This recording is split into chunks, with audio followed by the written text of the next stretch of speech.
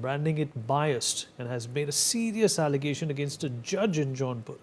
He has accused the judge of demanding rupees 5 lakh and stated he refused to pay the money and rather chose death. His death has triggered a discourse about misuse of laws, systemic corruption, and the societal pressures which are faced by men in family disputes. Joining us on the broadcast today is Atul's brother, Vikas Modi. He is with my colleague Shakti Kumar at this point in time. शक्ति, अगर आप मेरी आवाज़ सुन पा रहे हैं, विकास आपके साथ है, उनसे बातचीत करके बताइए, उनसे जानने की कोशिश कीजिए कुछ ऐसे पहलुओं को जो शायद वो अपने वीडियो में या अपने नोट में बयां नहीं कर पाया। और ये एक ऐसा मामला है जो पूरे देश भर में अब जिसकी चर्चा की जा रही है, वकीलों से लेकर डॉक्टर्स तक, और पूरे सिस्टम को एक तरह से इस केस ने झंझोर दिया है। उनके भाई को क्या लगता है कि इन सब डेवलपमेंट्स और अपडेट्स के बाद क्या उनको न्याय मिलेगा, क्या उनके भाई को जस्टिस मिलेगा?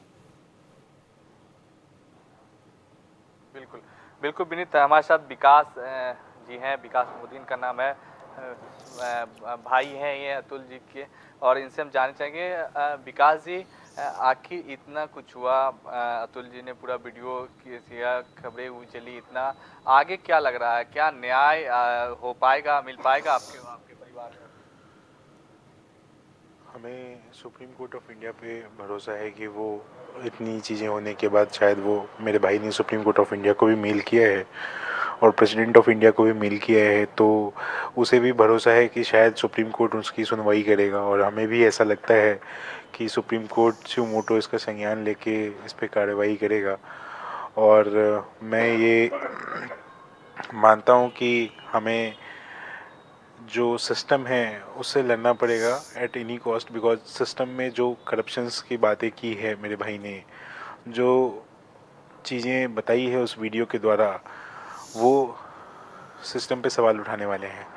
मैं भी उसके जाने के बाद कि अगर सिस्टम की बात करूं तो मैं आपको ये बताना चाहता हूं, आप मीडिया के द्वारा ही हमें ये पता चला कि मैंने जो केस दर्ज कराए हैं अभी, उसके बाद भी कोई एक्शन अभी तक हुआ नहीं है उनके फैमिलीज़ के ऊपर। तो क्या ये सिस्टम फेल्योर है?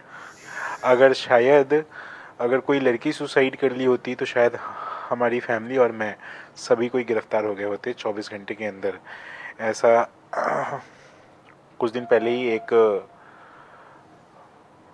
लड़की ने एक सुसाइड किया था, जिस सुसाइड में अगर आप देखोगे तो उन्होंने कोई सुसाइड नोट भी नहीं छोड़ा था, कोई वीडियो भी नहीं बनाया था। उसके बाद भी उसके बॉयफ्रेंड को 24 आवर्स के अंदर अरेस्ट कर लिया गया।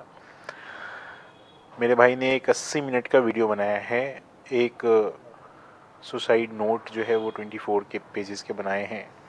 मैंने जो FIR दर्ज करा दी है उसके बाद भी मुझे पता चला कल आप मीडिया द्वारा कि उनकी फैमिली जो है वो आपके कैमरे पे नहीं आके बात करना चाह रही हैं और वो कह रही हैं कैमरे बंद करो।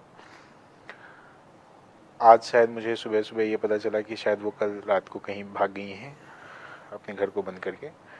तो मुझे ये नहीं पता कि किस सिस्टम कितना सही है कितना गलत है, ये तो जनता को डिसाइड करना चाहिए, और कि क्या मेरा क्वेश्चन सही है या गलत है, या फिर सिस्टम सही है या नहीं है। मैं आपके माध्यम से जिस बात की जिक्र करना चाहता हूँ उसका मेरे पास फ़ोटो है और डिटेल्स है कि किसके खिलाफ़ की मैं बातें कर रहा हूँ, कि मैं आपको एक दिखाना चाहता हूँ फ़ोटो आपके माध्यम से लोगों को, जिससे ये पता चलेगा कि सिस्टम जो है क्या जेंडर स्पेसिफिक नहीं बन गया, सिस्टम क्या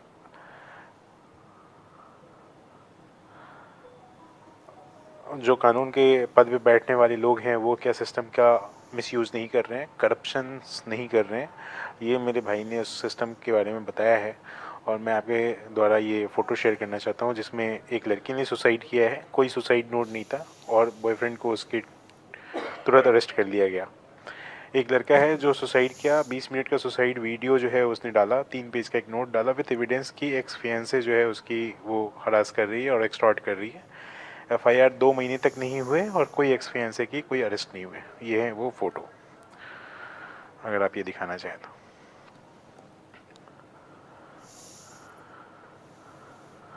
बिल्कुल इतना कुछ होने के बाद 1.5 घंटे के तकरीबन आपके भाई ने वीडियो बनाया, उसके बाद आप लोग अपील कर रहे हैं, इसके अलावा नोट्स भी है और पूरा सिस्टम अब तक कोई गिरफ्तारी नहीं हो पाई है।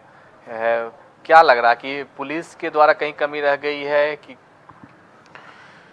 ये मैं किसी के ऊपर कमेंट नहीं करना चाहता हूँ। ये मैं सिर्फ़ और सिर्फ जो है वो जनता के ऊपर डिसाइड करने के लिए छोड़ता हूँ कि किसकी गलती है और किसकी गलती नहीं है। ये डिसीज़न उनके ऊपर लेना चाहिए। और ये मेरे भाई ने अपनी फांसी लगा के ये लोगों को जगाया है। जिस तरह से शहीद भगत सिंह ने भी फांसी दी थी देश के लिए, मेरे भाई ने भी फांसी दी है। तो लोगों को जगाया है कि क्या इस देश में ऐसा कोई कानून है जो मेन के राइट की बात करता है। कोई ऐसा कोई फोरम है जो मेन की राइट की बात करता है। कोई ऐसा फोरम है जहाँ पे अगर एक मेन हरास हो रहा है या उसके साथ कुछ दिक्कतें आ रही हैं तो वो जाके अपने आप को पेश कर सके कि मेरे इस कानून के तहत जो है मेरा जो है वो डिसाइड किया जाए कि आई एम गिल्टी और नॉट गिल्टी। मेरे भाई ने लिखा है उस सुसाइड नोट के ऊपर कि जस्टिस इज़ ड्यू। तो हमें सिर्फ़ और सिर्फ इंसाफ चाहिए एट द एंड तक, चाहे इस सिस्टम से फाइट करना पड़े, चाहे किसी भी लेवल पे जाके बात करनी हो, वो मैं करने के लिए रेडी हूँ। इस मुहिम में आप मीडिया वालों का हमें साथ चाहिए, बिकॉज़ एलिगेशंस जो मेरे भाई ने उस वीडियो के द्वारा कुछ जज के ऊपर, पेशकार के ऊपर जो लगाए हैं, उसमें हो सकता है कि आपके ऊपर कुछ प्रेशर दिया जाए या केस या कुछ चीज़ों के द्वारा ख़त्म करवाने की कोशिश की जाए, या मेरे फैमिली को या मुझे थ्रेटनिंग कॉल करवाई जाए किसी के द्वारा। तो इसमें आप लोगों का जो है वो बहुत बड़ा सपोर्ट मुझे चाहिए।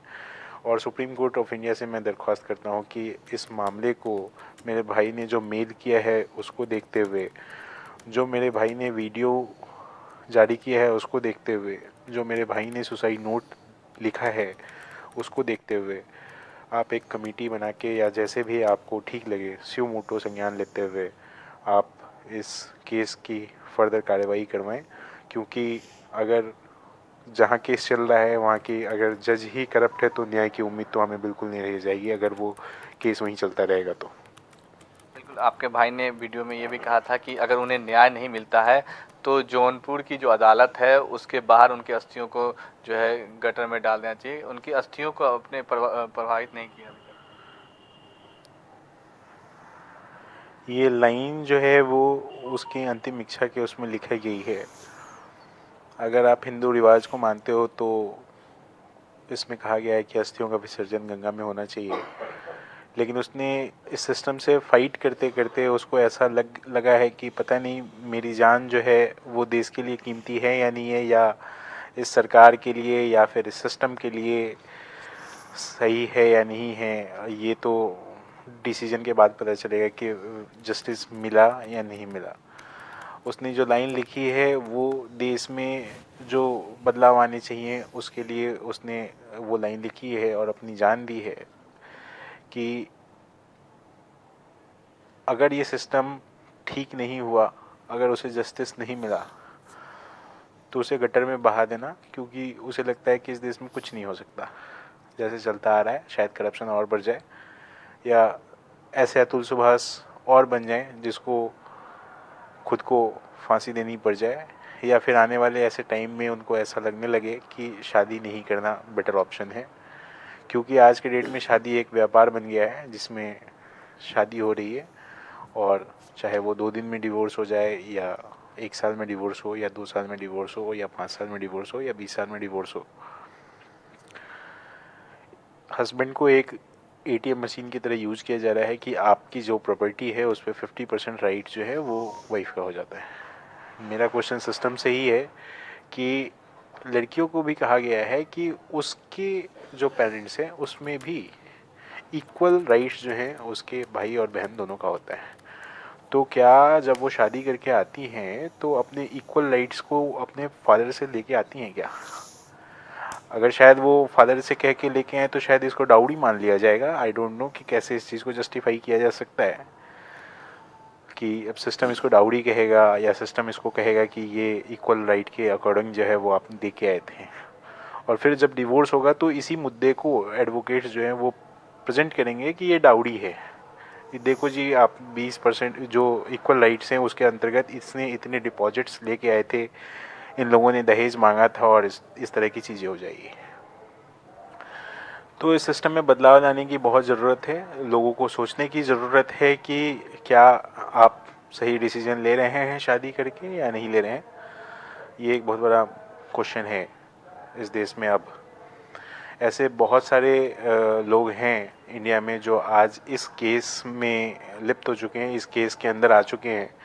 सुप्रीम कोर्ट का डाटा अगर आप उठा के देखें तो उन्होंने भी ये बोला है कि 498A का जो है वो सेक्शन जो है वो गलत यूज़ हो रहा है। 98% फॉल्स केसेस जो है वो लगाए जा रहे हैं। मेरे भाई ने भी जो वीडियो देखे होंगे उसमें उन्होंने यही बोला है कि 9 या 10 केसेस उसके ऊपर लगाए गए हैं। एक एक सेक्शन का उसने वो बताया है कि कैसे वो फॉल्स केसेस हैं, कैसे वो फॉल्स केसेस नहीं हैं। तो अलग अलग सेक्शंस में अलग अलग धाराओं के अंदर जो केसेस लगाए गए हैं वो सारे के सारे फॉल्स है। इवन नॉट कि मेरे भाई के ऊपर, मेरे पापा मम्मी सबके ऊपर जो है वो फॉल्स केसेस लगे हुए हैं। अब ये कानून व्यवस्था की अगर हम बात करें तो उसने जो जज के ऊपर जो एलिगेशंस लगाए हैं, तो सुप्रीम कोर्ट अगर इस पे संज्ञान लेके, क्योंकि सुप्रीम कोर्ट ही जज के ऊपर जो है इन्वेस्टिगेशन करवा सकती है, क्योंकि कोई पुलिस वाला और कोई और उनके अगेंस्ट बात नहीं करेगा। तो सुप्रीम कोर्ट इस पे देखे कि वो क्या कर सकती है। और गवर्नमेंट ऑफ इंडिया से मैं अपील करता हूँ कि देश में एक ऐसा कानून आए, देश में ऐसा कोई कमेटी बिठा दी जाए, देश में ऐसा कोई फोरम तैयार किया जाए जहाँ पे मेन अगर एक्सटॉर्ट हो रहे हैं या मेन को एक्सटॉर्ट किया जा रहा है या मेन को कोई मेंटल हरासमेंट किया जा रहा है तो वो भी अपनी बात कर सके। सिर्फ वुमेन एम्पावरमेंट की बात सारे लोग करते हैं कि वुमेन एम्पावरमेंट होना चाहिए, वुमेन एम्पावरमेंट होना चाहिए। मेन और वुमेन को जब इक्वल राइट दिया गया है तो मेन एम्पावरमेंट को क्यों इस देश से हटा ही दिया गया है। जो निर्भया का केस हुआ था, उस निर्भया के केस के बाद इस लॉ में इतने सारे प्रोविजंस डाल दिए गए हैं, इतने सारे राइट्स दे दिए गए हैं वुमन को कि आज वही राइट्स जो दिए गए थे वो शायद प्रोटेक्शन के लिए दिए गए थे उनको, आज उसी राइट्स का दुरुपयोग करके, उस राइट्स को ही मिसयूज़ करके आज मेन के ऊपर लगा के इसी चीज़ का बिजनेस बना दिया गया है मैरिज को। तो मेरा मानना है कि सिस्टम बदलने की बहुत ज़रूरत है, सिस्टम में चेंज लाने की बहुत ज़रूरत है। एक आपका भतीजा है छोटा, आपके भाई की भी अंतिम इच्छा थी कि वो भतीजा जो है आप लोग के साथ रहे, अपने दादाजी के साथ रहे, दादी के साथ रहे, आप लोग के साथ रहे। तो अब क्या मांग है कि जो आपका छोटा भतीजा है वो किस, जैसे मेरे भाई ने बताया है अपने चलिए मदर इन शक्ति, लॉ के इस बारे जानकारी में, के लिए और जैसे वो प्रेजेंट किया है उस सुसाइडल नोट में, जिसमें उसमें बताया है कि Well, there is a nationwide candlelight march being held in memory of Atul Subhash. Protesters are demanding